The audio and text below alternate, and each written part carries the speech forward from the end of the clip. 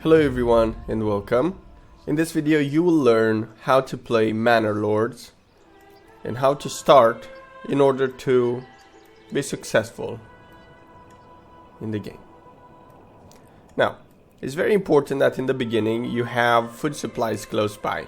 And there are two types of food in the very beginning, which is berries and wild animals. You can develop further as you progress through the game.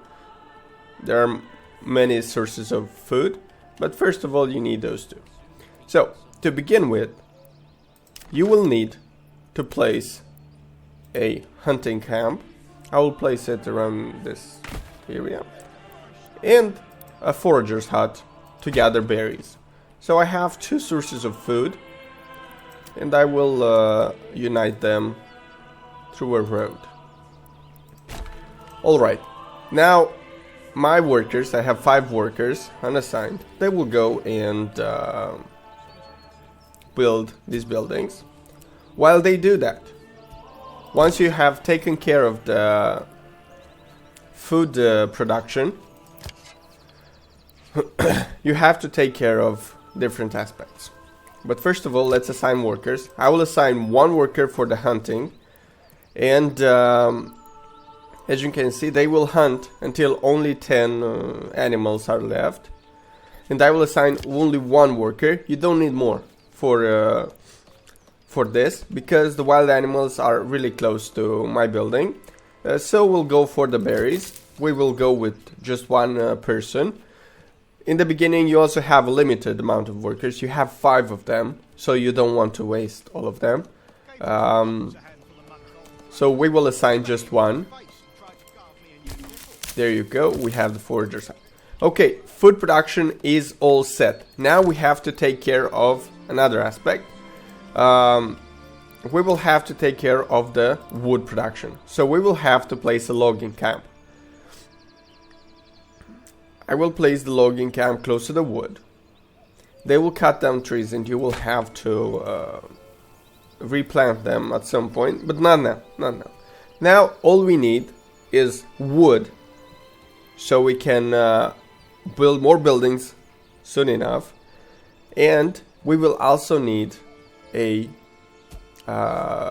woodcutter's lodge. This guy cuts wood, but for a different purpose. He cuts wood for firewood, and we will need firewood for heating our homes. So we have logging camp, so we can build houses, and we have woodcutter's lodge, so we can supply the houses with firewood to keep their houses warm. Let's speed up. Another important aspect that is, guys, you need this cow in order to transport materials to your buildings. Okay, once we have the logging camp built, we assign 1 worker, just 1 worker, 1 family actually, because it's not just 1 worker. They are 3 workers basically, a family of 3 working. Look, if we go people, there are 2 actually here, but usually there are 3. Anyway, now that we are good with the wood production, we can go for the houses. So my people are unhappy because they don't have where to live. So I will have to provide them with houses. Now for the houses,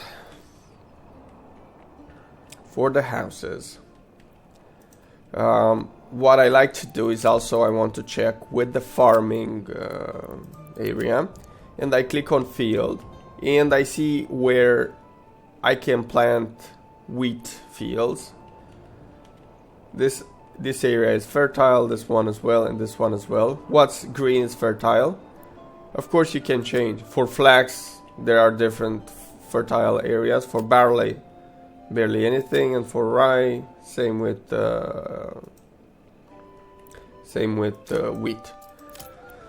Anyway, I will stay out of this area just because I might build wheat production in the future. So I will go over here and I will expand in this area. Now, what you should know is that your houses will need different things. But first let's build the houses. Okay. We have 2 messages. Let's end the conversation and we have an objective. Okay. Houses. Let's build houses over here. I will build, I don't know, at least 6 of them, but I need timber. So until I get the timber, I will assign 2 more family members over here, and I will build up my wood production, my logging, my timber production. I need several more. So I'm speeding up. I assigned all my workers there. As you can see, they are carrying the resources that we have started with. They're carrying them over here.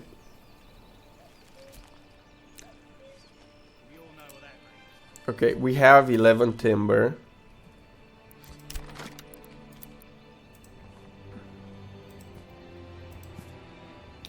They have 5 houses. No, I want more. 6 or 7. Okay. Let's speed up a little more. We need how much? 14 timber. We speed up and we wait. There we have it. Okay, now I'm gonna slow down. And I will unassign 1 worker from the logging camp. And I will speed up. Now, I have the houses under construction.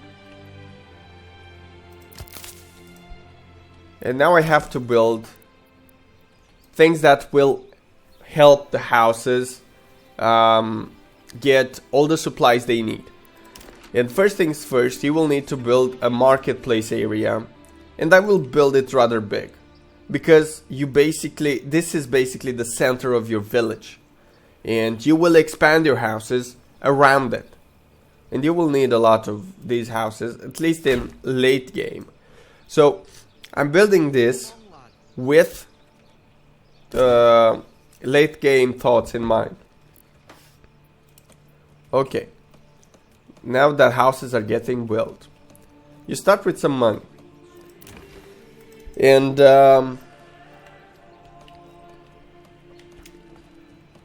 we need to get different food supplies while we play.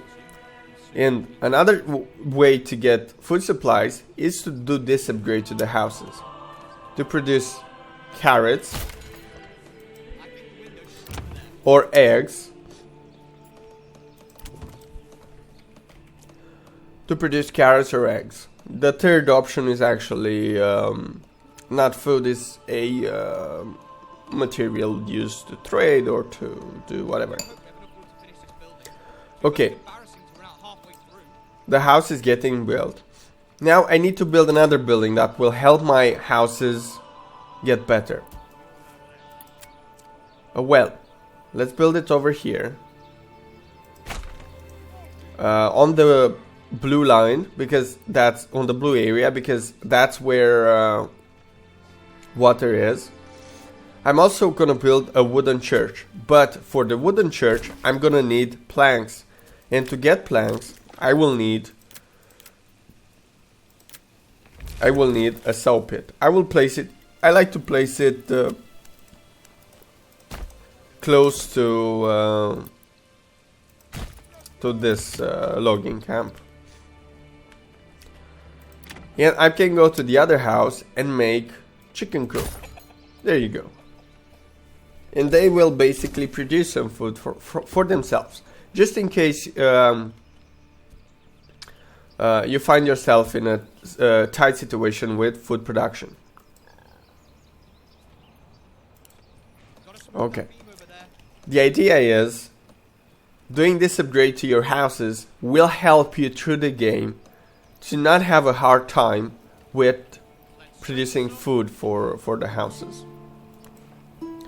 We're getting more timber. I want to build more houses, guys, because the more houses you have, the more room you have for new families to come.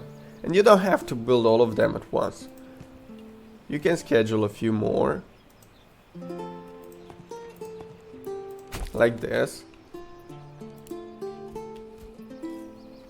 Let's speed up.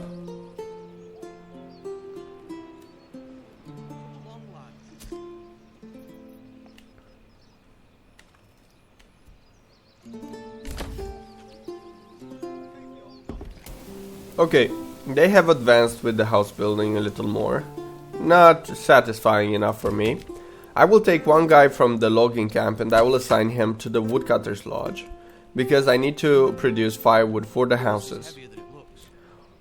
If my people have what they need, they will be happy. They will have approval, and they'll be happy and they will give me approval. If I have a good approval rate, let's say over 50%, more people will come. Okay. Now, since I have a good food supply and a lot of berries, I wanna take this guy from the berries and I want to assign him to the saw pit, so I produce planks, because I really want to build that church. Okay, here I get my fuel from the woodcutter's lodge. More houses are getting built. Notice that I have 5 families. I call them workers, but they are basically 5 families and 6 houses, which means I have 1 free spot for other people to come. Bandits are stealing from my resources. And very important, guys, you need this ox in order to carry resources to the building sites and so on. And this ox is from here, from the hitching post. It's very important. Without this, nothing moves. And this guy can die. And if you don't have enough room in the hitching post, yeah, the ox can die. But in the very beginning, you're very good. You won't encounter many issues. Okay, they have finished the houses.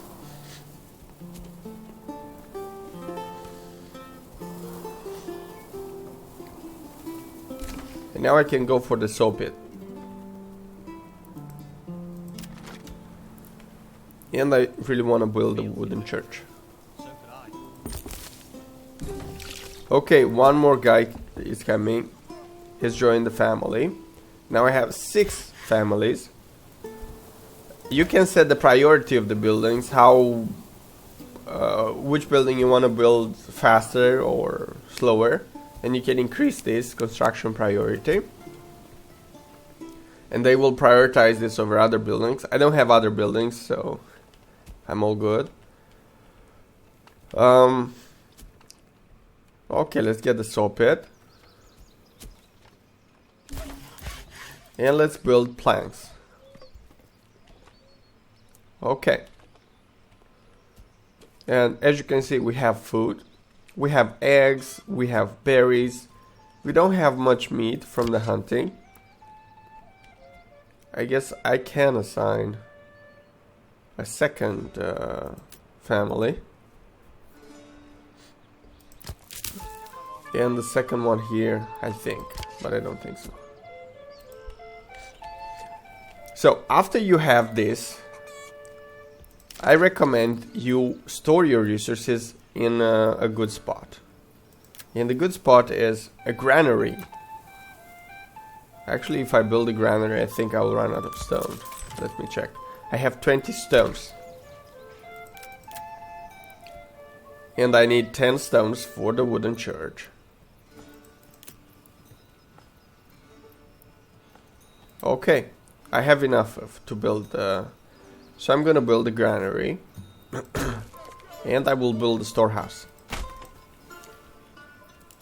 And I can prioritize. I will prioritize the storehouse, for example. No, actually I will prioritize the granary.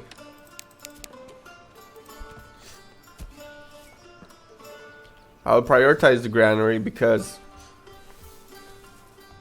I have food that is... actually I don't have. That is waiting in the rain. And usually when it rains and you have supplies standing out in the open, you will have troubles. Okay, a new family has moved in. Now I have 7 workers. That's great. Guys, I want to show you something else while they build the granary and the storehouse. I want to show you the development and policies tabs. Now, in the development tab, my personal strategy is to go with farming and trading. So what that is that first of all, I will focus on trading. I want to get as many advantages from the trading as I can. And later on in the game, because farming is not early game, farming is late game.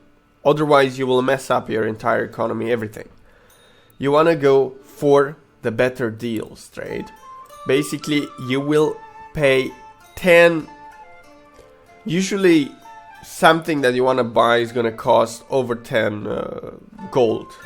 Like, if I sell food for 1 gold, I will buy the same food for 11 gold. Because there is a 10 gold tariff on import. So I want to research trade logistics, which will reduce my trading routes cost to 25. Usually you pay 300 coin for 1 trade route, and this time you will pay 25 and that's it. So I will research this, and then I will go for better deals as soon as I can.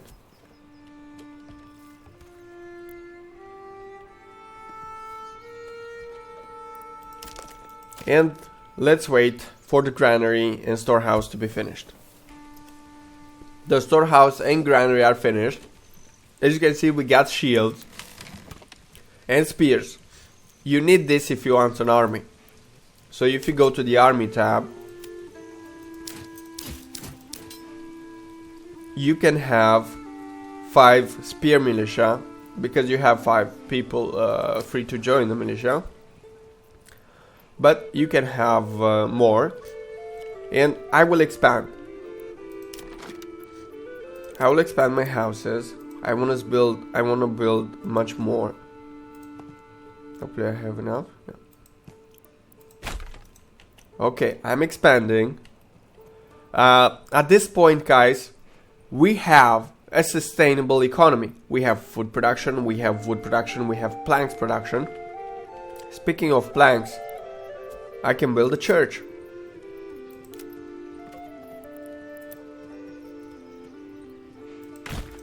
The tavern as well will help your houses, but that's a bit more later in the game. You see, they need water and church in order to be good. And then if you have clothing, fuel and food, it's heavier than it looks. It's even better. They are storing the hides into the storehouse, and they should store food into the granary. Okay, let's wait for the other houses to be built. Needless to say, you don't care about this bandit camp. Needless to say that more people will join. And by the way, guys, you can hire, if you have money, you can hire soldiers. You don't necessarily have to have people. For example, you go to create an army, you go to hire mercenaries, and you hire them. You click on this thing, and you hire them, depending on how much money you have. Okay, let's wait. Let's wait for these other houses to get built. Okay, 2 more houses have been built, not finished yet. Now, you should get into trade as early as you can. So let's go to trade and let's build a trading post. I will build it here close to the granary and storehouse, because resources have to be transported to the trading post, and if they are not, then we have a problem. I mean, if it's not a we barely hunt wild animals, so I'm gonna go and hire. Actually, I have another. Okay. Storage is full. It cannot be.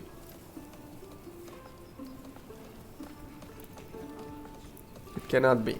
I will assign someone to the storehouse and someone to the granary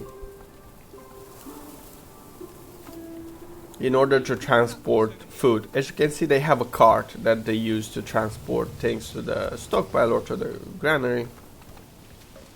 But to transport logs, you need that ox. And you can upgrade this to a small table. A small stable, actually, I meant to say. And you will be able to hold 2 oxes. Anyway, the church is getting built. More houses have been built. We will be able to assign a priest. And we will be able to upgrade these houses to level 2. Now, if we want more development points and get access to policies, we need to progress. And if you hover this tab, you see you need 2 burgish plots of level 2 and 5 of level 1 in order to get 1 more development point.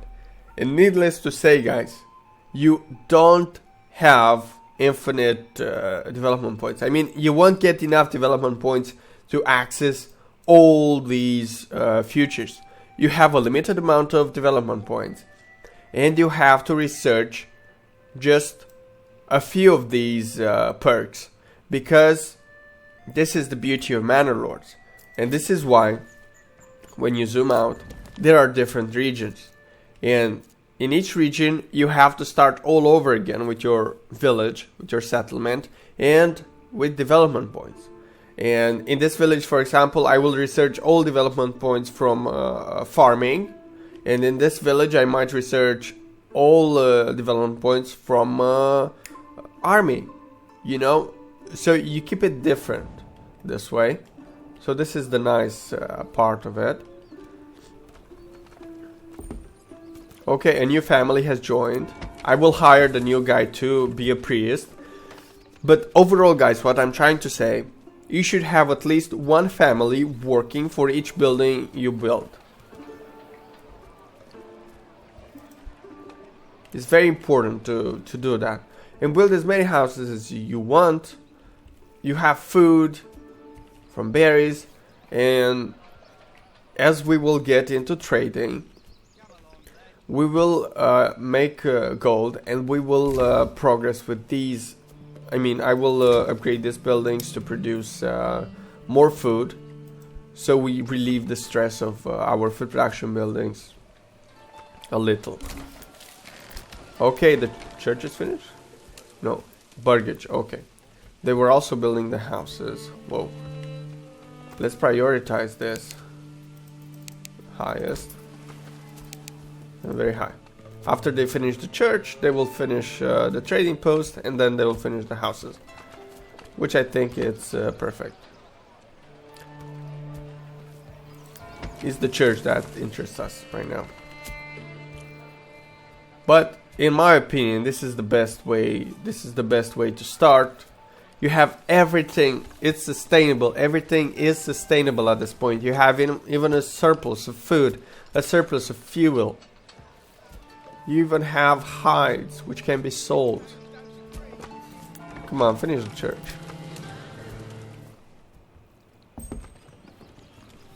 And the new family has joined. Okay, the new family will go for the trading post. The previous new family will go to the church. going on?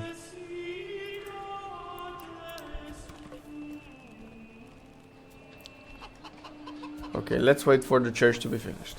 And the trading post. Okay, now we have the church built and I assigned a priest. And as you can see, the church level has been fulfilled. And the trading post will be finished in a second. And the trading post is finished. Now I will assign one worker. And a new family has come into my village. I want to sell something.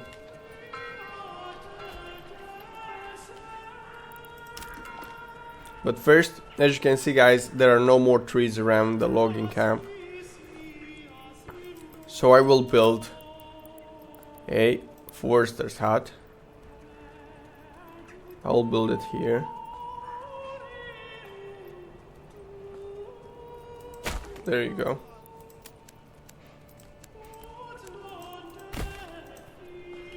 And I will assign one worker to that. Okay, the trading post has a worker assigned. Basically this worker will bring resources to the trade post. And now if we go to the trade tab, we can trade different resources. For example, we have stone and planks, and in this tab we have things that we get from harvesting. Food can be traded. Now I want to begin with something. I want to trade planks, for example. I have access to it. Everything else is a bit expensive. Firewood can be sold. Let's sell firewood actually, guys. Should I? No, I shouldn't. It's a vital resource. I don't want to mess up with it. Let's sell planks. Huh? How about that?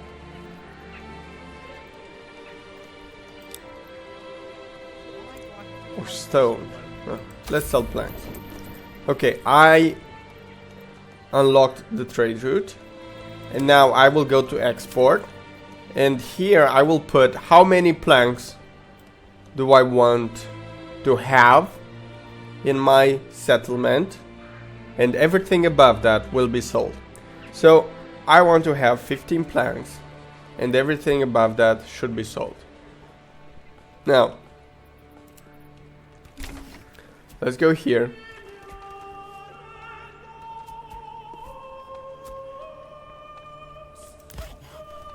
Let's increase my planks production. I have one free worker.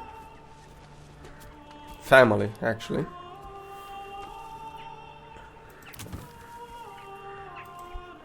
And let's sell.